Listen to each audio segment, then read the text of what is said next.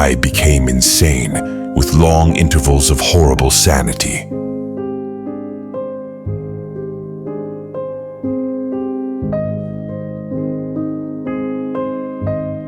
All that we see or seem is but a dream within a dream.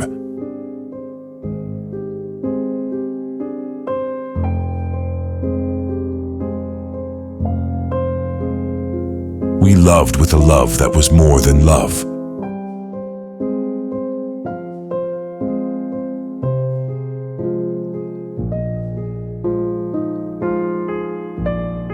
Those who dream by day are cognizant of many things which escape those who dream only by night.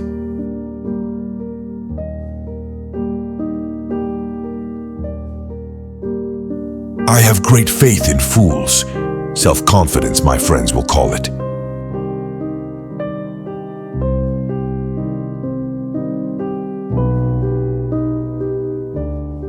I was never really insane except upon occasions when my heart was touched.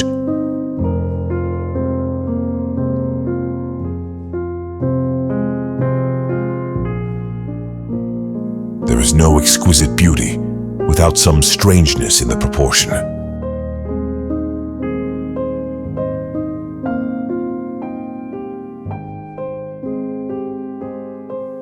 I have absolutely no pleasure in the stimulants in which I sometimes so madly indulge. It has not been in the pursuit of pleasure that I have periled life and reputation and reason. It has been the desperate attempt to escape from torturing memories, from a sense of insupportable loneliness and a dread of some strange impending doom.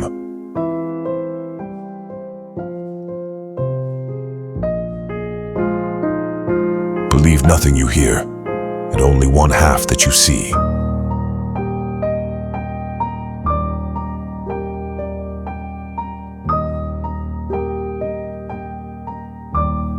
From childhood's hour I have not been. As others were, I have not seen. As others saw, I could not awaken my heart to joy at the same tone. And all I loved alone.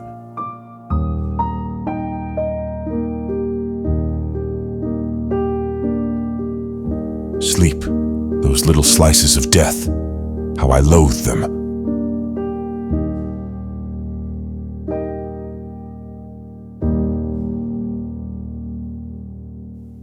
Years of love have been forgot in the hatred of a minute.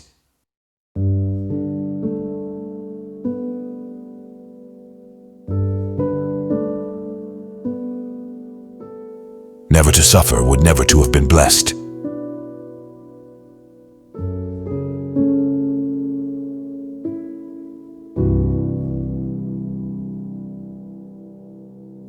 Words have no power to impress the mind without the exquisite horror of their reality.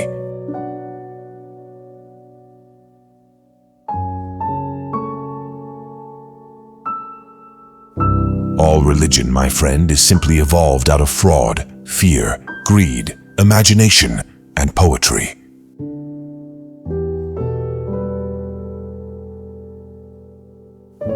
Men have called me mad, but the question is not yet settled, whether madness is or is not the loftiest intelligence, whether much that is glorious, whether all that is profound, does not spring from disease of thought, from moods of mind exalted at the expense of the general intellect.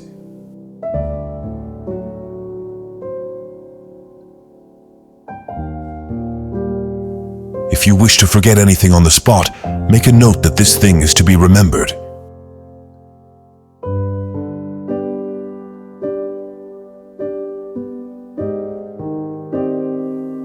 I wish I could write as mysterious as a cat.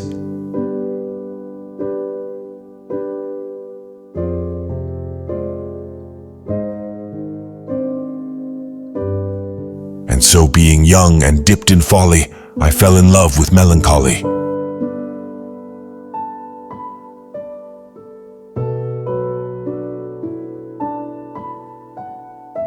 And all I loved alone.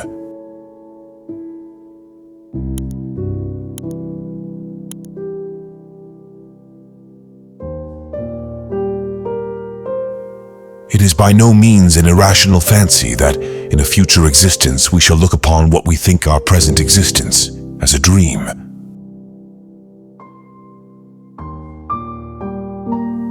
I felt that I breathed an atmosphere of sorrow.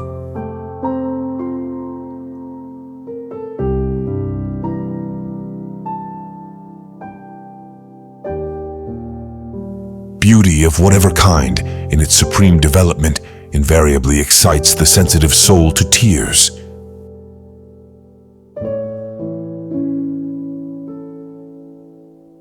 I have no faith in human perfectibility. I think that human exertion will have no appreciable effect upon humanity.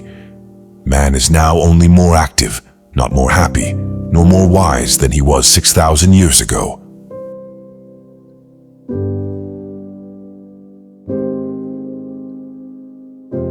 Deep into that darkness peering, long I stood there wondering, fearing, doubting, dreaming dreams no mortal ever dared to dream before. Invisible things are the only realities.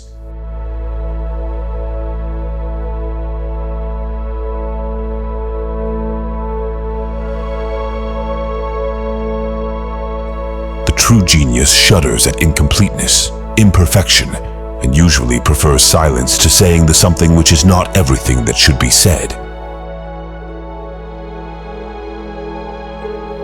I remained too much inside my head and ended up losing my mind.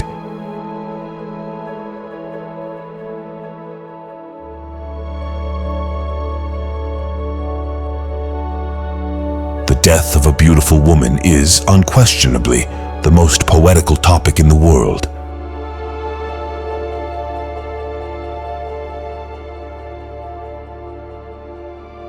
Science has not yet taught us if madness is or is not the sublimity of the intelligence.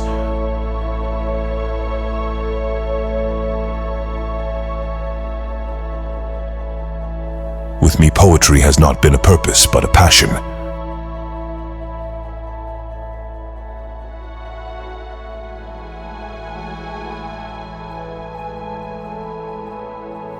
There are some secrets which do not permit themselves to be told.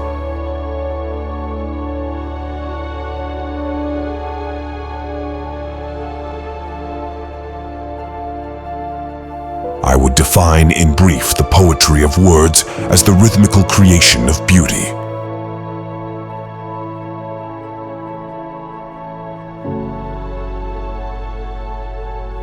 I dread the events of the future, not in themselves but in their results.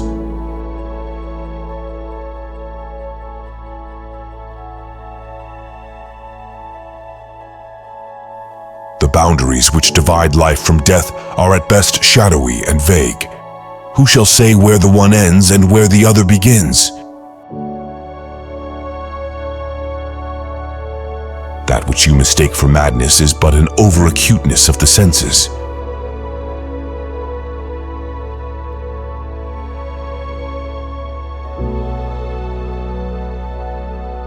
To elevate the soul, poetry is necessary.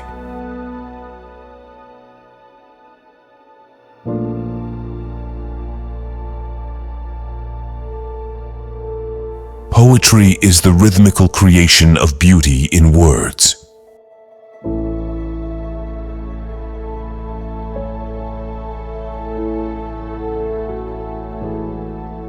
It is a happiness to wonder. It is a happiness to dream.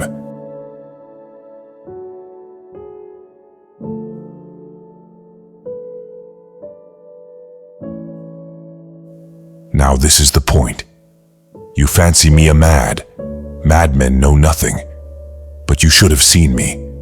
You should have seen how wisely I proceeded.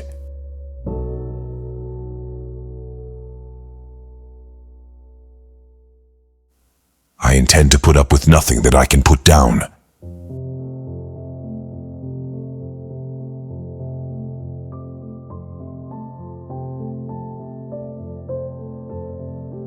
There are chords in the hearts of the most reckless which cannot be touched without emotion.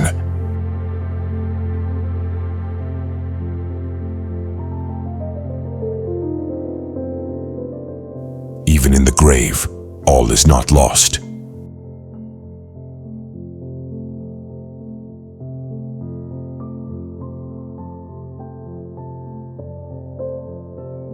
Those who dream by day are cognizant of many things which escape those who dream only by night.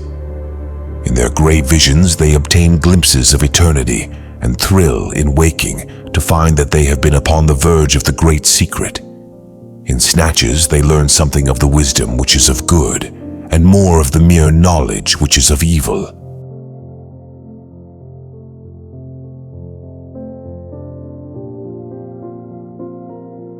Convinced myself, I seek not to convince.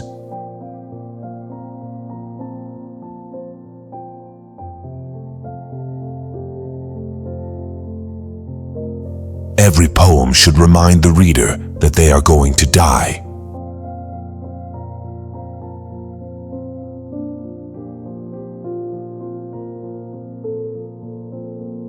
To die laughing must be the most glorious of all glorious deaths.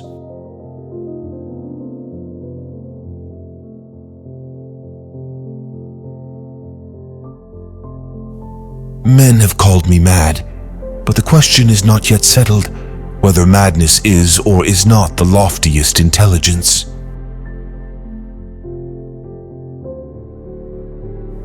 A short story must have a single mood, and every sentence must build towards it.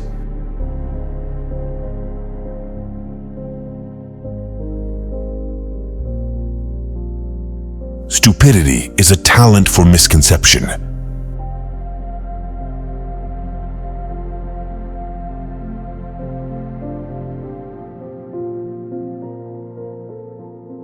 True, nervous, very, very dreadfully nervous I had been and am, but why will say that I am mad? The disease had sharpened my senses, not destroyed, not dulled them. Above all was the sense of hearing acute.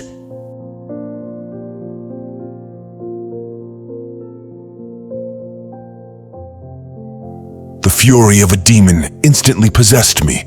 I knew myself no longer. My original soul seemed at once to take its flight from my body, and a more than fiendish malevolence, gin-nurtured, thrilled every fiber of my frame.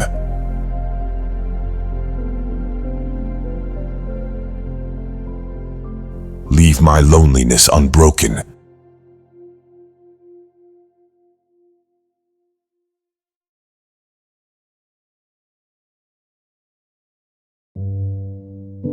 Art is to look at, not to criticize.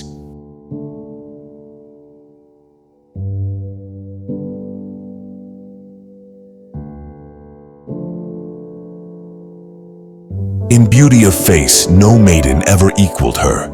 It was the radiance of an opium dream, an airy and spirit-lifting vision more wildly divine than the fantasies which hovered about the slumbering souls of the daughters of Delos.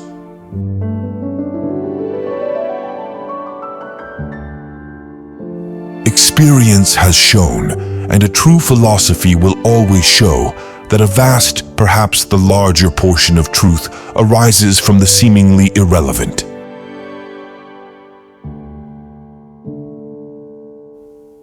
Men have called me mad, but the question is not settled whether madness is or is not the loftiest intelligence, whether much that is glorious, whether all that is profound, does not spring from disease of thought, from moods of mind exalted at the expense of the general intellect. They who dream by day are cognizant of many things which escape those who only dream by night. In their gray visions they obtain glimpses of eternity and thrill in waking to find that they have been upon the verge of the great secret. In snatches they learn something of the wisdom which is of good, and more of the mere knowledge which is of evil. They penetrate, however rudderless or compassless, into the vast ocean of the light ineffable.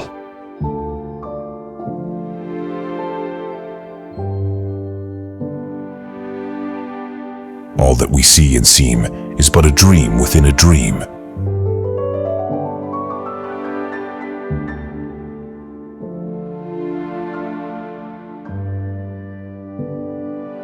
Even with the utterly lost, to whom life and death are equally jests, there are matters of which no jest can be made.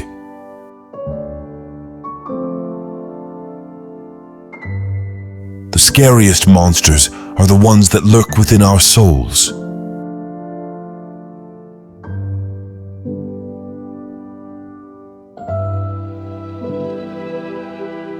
The 99 are with dreams, content, but the hope of the world made new is the 100th man who is grimly bent on making those dreams come true.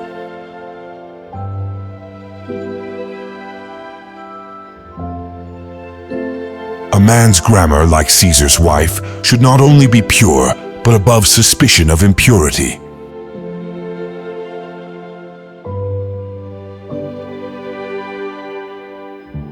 "Villains!" I shrieked. "Dissemble no more! I admit the deed! Tear up the planks! Here, here! It is the beating of his hideous heart!" Mysteries force a man to think and so injure his health.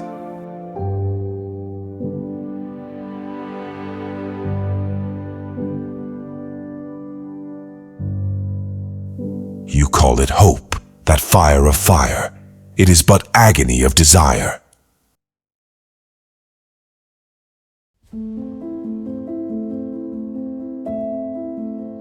When indeed men speak of beauty, they mean precisely not a quality as is supposed, but an effect.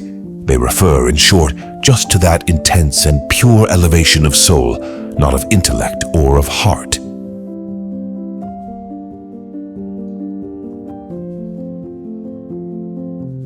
Tell me every terrible thing you ever did, and let me love you anyway.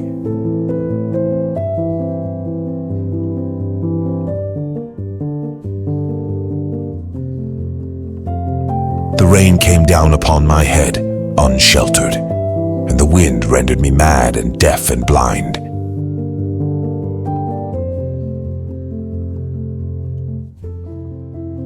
In criticism I will be bold, and as sternly absolutely just with friend and foe.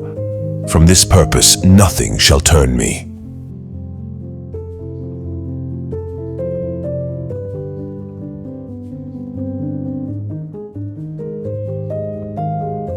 Lord, help my poor soul.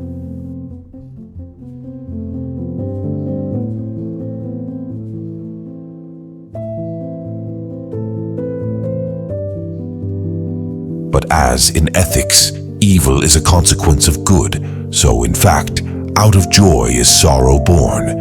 Either the memory of past bliss is the anguish of today, or the agonies which have their origin in the ecstasies which might have been.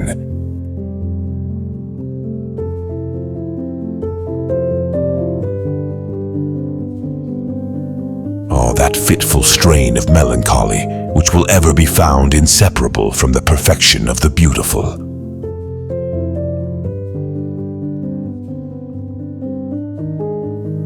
We gave the future to the winds and slumbered tranquilly in the present, weaving the dull world around us into dreams.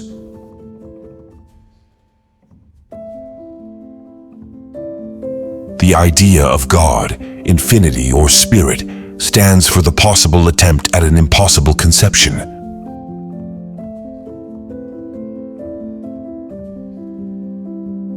I was never kinder to the old man than during the whole week before I killed him.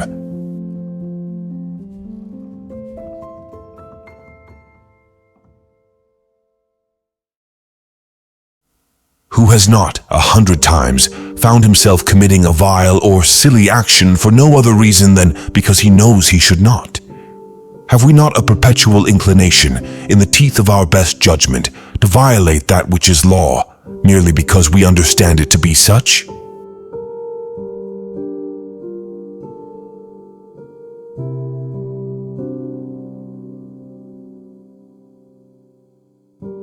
Where the good and the bad and the worst and the best have gone to their eternal rest.